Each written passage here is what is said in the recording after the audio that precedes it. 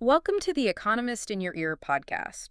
Have you ever stared out the office window, looked at your overflowing inbox, and fantasized about dropping everything to just, go herd sheep in the wilderness? Right, because in late April of 2026, 59 million people in China did exactly that. It's an incredible statistic. I mean, at least on their screens they did, yeah. Exactly. And if you are listening right now, we've actually tailored today's conversation specifically for you, our Chinese English learners. We're exploring a fascinating piece published in The Guardian titled "Greener Pasture of a Shepherd's Life Lures Chinese Workers Penned in by 996 Jobs." Such a great story. It's about this massive viral moment. But honestly, it's also a masterclass in how international journalists translate local culture for a global audience. Totally. And the sheer scale of the reaction is just so compelling. So a rancher named Zhu Xiaoyang posts a short video on Weibo. It's really just a clip of sheep on green grass. And he's calling for 2 shepherds. Just 2 jobs. Just 2 jobs available. But he gets 700 actual applicants and 59 million views. Yeah. I mean, those numbers completely detach from the reality of a standard job posting. It really becomes this cultural mirror. Yeah, and that is exactly our mission for this conversation. We are going to break down why this simple advert captured the imagination of millions, right? Right. And the massive gap between the internet fantasy of this job and the gritty reality. Plus, we'll look at the specific English vocabulary used to describe this very modern urge to escape. Right. But to understand why a country's workforce collectively stops scrolling, you really have to look at the exact geography of the offer. So what was Zhu Xiaoyang actually putting on the table? Geographically, he's located near the Mongolian border. So roughly 300 kilometers from Zilinhat, which is a major pastoral area in Inner Mongolia. Okay, quite remote. Very. And the scale of the job is just staggering. He needed shepherds to look after 3,000 sheep across a 2,000-hectare pasture. That's huge. Yeah. And for compensation, he offered 8,000 yuan a month per person, but crucially, with accommodation and groceries completely provided. I want to pause there for a second on the language The Guardian uses to describe this offer, because the article calls it an advert. For an English learner reading international news, noticing these subtle choices is really helpful. Oh, absolutely. So The Guardian is a British newspaper, which is why you see advert, right? It's the British English shortening of advertisement. Right, whereas in America... Exactly. If you switch over to an American publication like the New York Times, you will almost exclusively see the shorter American English version, which is just ad 80. Yeah, recognizing whether you're looking at an advert or an ad immediately tells you the geographic origin of the journalism. Yeah, it's a great tip. The article also uses a really specific journalistic strategy when it mentions that 8,000 yuan salary. Right after stating the figure, it includes this in parentheses, around 880 British pounds or 1,180 US dollars. And this is standard crucial practice for international media. Oh, yeah. Because when you write for a global readership, you can't assume a reader sitting in a cafe in, say, London or Chicago grasps the purchasing power of the Chinese yuan. Right. So the journalist provides the local currency first as a factual record and immediately offers conversions. It just instantly maps the value for the global reader, It makes the story accessible without losing its local authenticity. That context is everything. And, well, speaking of context, let's talk about the appeal of that offer and those 59 million Weibo views. Yes, the viral aspect. Because the article notes, Weibo is essentially China's equivalent of X. I honestly compare this phenomenon to doom-scrolling vacation photos while you're stuck in a mandatory department meeting. Oh, totally. Most of those millions of commenters never had any intention of packing their bags for Inner Mongolia. They just wanted to inhabit the fantasy for 30 seconds. You just wanted the grass, the quiet. Exactly. And more than anything, they wanted the absolute absence of a group chat. And you have to remember, because board and food are covered by the rancher, that 8,000 yuan is almost entirely savable. Right, it's a very practical daydream. You aren't just escaping, you're financially insulated while you do it. But the daydream only really explains the viewers, doesn't it? Yeah. To understand the profound exhaustion driving this whole trend, you have to look at who actually sent in their resumes. Who are the 700 people who moved past the fantasy and formally applied? Because it wasn't just seasoned agricultural workers looking for a change of scenery, right? Not at all.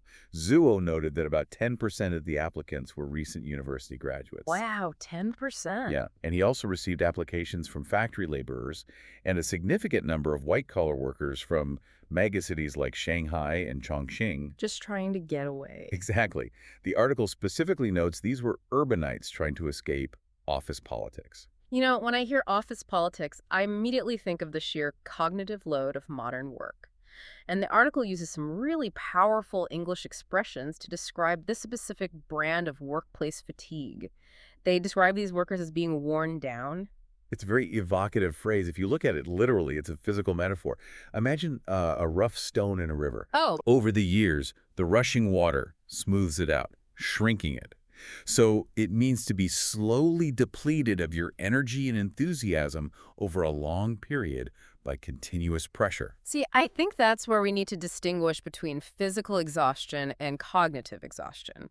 When I picture being worn down by office politics, I think of a smartphone battery.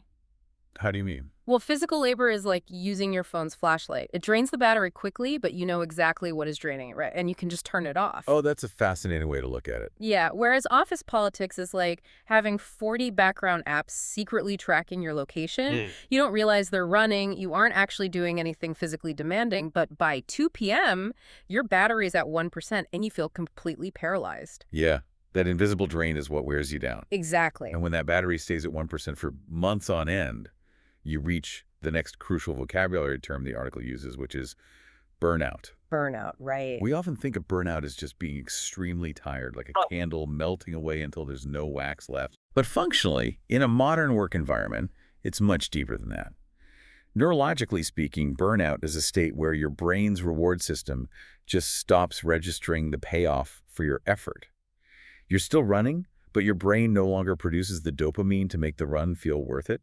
It's complete emotional and mental exhaustion. And what are they running from, right? The article describes them as trying to escape the rat race. Which perfectly aligns with that neurological deficit we just talked about. Right. The rat race conjures the image of a rat running endlessly on a wheel, competing fiercely for a tiny piece of cheese, but ultimately getting nowhere. Right. In English, we use it to describe the exhausting, hyper-competitive, and often abstract routine of modern corporate life, where the goals just always seem to shift right as you reach them. And this brings us to a brilliant example of how journalists explain complex local realities to foreign audiences, because the article explicitly mentions that these workers are penned in by 996 jobs. Yes. For a Chinese English learner, how the author handles this is incredibly instructive. It's a perfect lesson in cultural translation. The author doesn't editorialize it, you know. They don't turn it into a sweeping social critique. Right. They treat it purely as a factual description of a work schedule. Exactly. They define it immediately in the text. 9 a.m. Ever to 9 p.m. 6 days a week. They just map the coordinates for the reader. Precisely. Because if you're in a meeting with international colleagues, say, and you need to bring up a domestic concept, you don't just drop the term and assume they understand the cultural weight. Right. You state the term, and then you immediately follow it with a clear, factual, objective definition, just like The Guardian did here. It respects the reader's intelligence while giving them the exact data they need to understand the worker's fatigue. And think about the vivid contrast that factual definition creates. You have these workers trapped in a complex, meeting-heavy 9 a.m. to 9 p.m. meter routine 6 days a week. They're staring at Zuo's advert because it represents the ultimate reduction of complexity. They're trading a life of abstract deliverables for a job where success is entirely visible. You either fed the sheep or you didn't. One job, one horizon. But to make this urge to escape truly tangible, the article knows it has to move away from abstract concepts and macro-level data. It has to introduce us to a single human being. Which it does through James Way.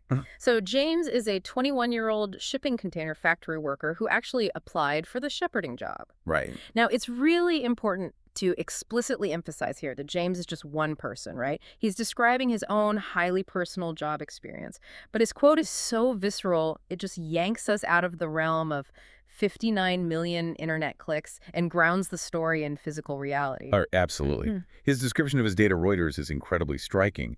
He says, quote, "You have no idea what it's like to work more than 13 hours a day, fastening screws until your hands are swollen and covered in blisters without even having time to go to the bathroom." The sheer physical toll is immense. Swollen hands, blisters.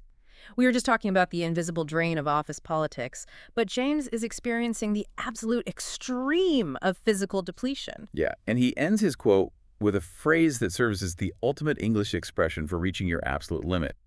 He says, the workload is too intense. I can't take it anymore. I can't take it anymore. It sounds simple, but it carries so much weight. Because the verb take, in this context, means to endure, to tolerate, or to absorb. Right. When a native speaker says, I can't take it anymore, they aren't just saying they're tired. They're expressing that their physical or mental capacity to absorb stress is completely full. Not one more drop can fit in the glass. Yep. It is a desperate declaration of needing an immediate change in circumstance. So James Grove's glass was completely overflowing. He was willing to trade the factory floor for the open fields. But here is the massive pivot in the story. Because what Zhu Xiaoyong was actually offering in Inner Mongolia wasn't the peaceful, meditative escape that James and the white-collar workers were imagining. Not even close. I mean, the internet fell in love with a 30-second video of green grass in the spring. Yeah. But Zhu Xiaoyong had to issue a brutal reality check about what happens when the grass dies. The winter hits, and Zhuo explains that winter temperatures at his ranch drop below minus 30 degrees Celsius. Oh, wow. Yeah, so the romantic vision of strolling under a blue sky instantly shifts into months and months of indoor feeding, shoveling, and cleaning out freezing barns. I think we have to really push back on the, cute sheep fantasy here. Yeah. Because the article states there are 3,000 sheep on a 2,000-hectare pasture. Right. Let's contextualize that measurement for a moment, actually, because this is another great media literacy point for our listeners. The Guardian uses hectares, which is metric. Right. But if you're reading an American outlet, they'll almost always use the imperial system, measuring land in acres. So to help you visualize this, 2,000 hectares is roughly 5,000 acres. 5,000 acres. That is, you aren't managing a petting zoo. You are essentially swallowed by the landscape. It is a massive, high-stakes commercial operation where you are responsible for the lives of 3,000 animals in life-threatening weather conditions. Which is exactly why Zhuo gave such a blunt quote to Reuters. He looked at the viral reaction and simply said, "This is not tourism." This is not tourism. That single sentence is the hinge of the entire story. It's the pin popping the balloon of the internet's daydream. Yeah, it highlights the sheer friction between the urbanites' romanticized view of a simpler life and the unforgiving, demanding reality of actual agricultural labor. So Zhuo knew the realities of minus 30 degrees. He knew the massive scale of 5,000 acres. And because of that, he had to make a very calculated choice when filtering through his 700 applicants. Right. He couldn't just hire the people who wanted the job the most. He had to hire the people who wouldn't break under the conditions. Exactly. So who actually got the nod? Out of 700 people, Zhuo hired 4, specifically 2 couples. And the defining characteristic they all shared was previous farm experience. He didn't hire the 21-year-old factory worker? No. He didn't hire the white-collar workers from Shanghai seeking a mental reset? No, he explicitly rejected single people and young urbanites. He kept a short list of about 40 experienced couples for future roles, but he shut the door entirely on the daydreamers. And his reasoning for rejecting them introduces one of the most poignant English phrases in the entire article. He says he suspects the romance of the grassland wears off somewhere around the second month. The romance wears off. It Yeah. is the beautiful, melancholic phrase. In English, romance obviously refers to a love story, but in a broader sense, it means a feeling of mystery, excitement, and just an idealized fascination with a lifestyle or a place. It's the honeymoon phase with an idea. Exactly. And when something wears off, it means its effect gradually diminishes until it disappears entirely. You might hear used for a painkiller wearing off, or, the novelty of a new city wearing off. So Zhuo knows that around month 2, the psychological painkiller of the green grass completely evaporates. The novelty dies, and the applicant is suddenly left holding a shovel in a freezing barn, realizing they just traded one type of exhaustion for another. And what remains when the romance wears off leads to the true core of this story. Because the most difficult aspect of the job wasn't the physical labor or the cold. Listen to this observation from Zhuo. He says, "In our place, you might not see people for a whole year." A whole year! He added, "Whether someone can endure such loneliness, I don't know." I find that absolutely profound. We spent this entire conversation analyzing why millions of people were desperate to herd sheep. We thought it was an agricultural job. Right. But the true interview question Zhu was asking wasn't about whether you knew how to feed livestock. It was a psychological stress test. It was a test of enduring absolute, unfiltered loneliness. Which is the ultimate irony of this whole viral moment. You have 59 million people staring at their screens, desperately wanting to escape the noise of the crowd, the pinging of the group chats, the relentless pressure of the 996 schedule. Yeah. But the reality is, leaving the crowd is the easy part. The real challenge is surviving the total absence of one. It really reframes the whole concept of escape, doesn't it? Let's take a moment to summarize the journey we've been on. We started by looking at a 30-second social media daydream that captured 59 million views. Yes, we did. And we examined the massive gap between that digital fantasy and the 365-day reality of commercial shepherding on a 2,000-hectare pasture. And critically, we explored the journalistic strategy and English vocabulary used to articulate these extremes. We analyzed how being worn down differs from the neurological drain of burnout. We looked at the psychological treadmill of the rat race and how international media factually maps local concepts, like the 996 schedule, right? Yeah. 9 a.m. at 9 p. meter, 6 days a week for global comprehension. Right, without the social critique, just the facts. Exactly. We also unpacked visceral expressions of limits, like, I can't take it anymore, and the sudden realization of illusions fading when the romance wears off. It's a story about the cognitive load of modern life, the urge to simplify, and the language we use to navigate the friction between fantasy and reality. And I want to leave you, our listener, with a final provocative thought to mull over on your own. Something to ponder the next time you find yourself staring out the window wishing you were anywhere else. Exactly.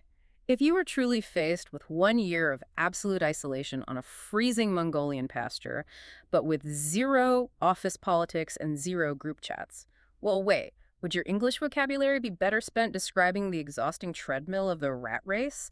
Or the sudden freezing realization of the romance wearing off when that minus 30-degree winter finally hits? I mean, which reality is actually harder to endure? It really is a choice between the exhaustion of the maze and the silence of the open field. It certainly is. Thanks for listening. Follow us for daily insights into world affairs, and don't forget to like, comment, and share.